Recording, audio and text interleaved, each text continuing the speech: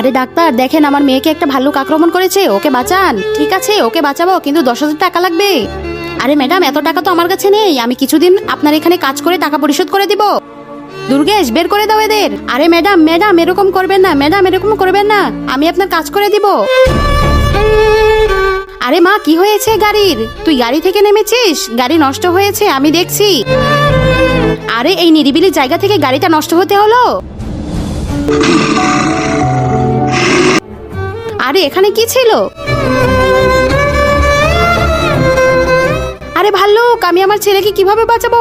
তার আগে তোমার কাছে কোনটা সবচেয়ে দামি, এক বস্তা টাকা নাকি মা বাবা? যদি মা বাবা হয়ে থাকে ভিডিওটি দেখতে লাইক এবং চ্যানেলটি সাবস্ক্রাইব করে দিও। লাইক সাবস্ক্রাইব না করলে বুঝবো তুমি মা বাবাকে একটুও ভালোবাসো না।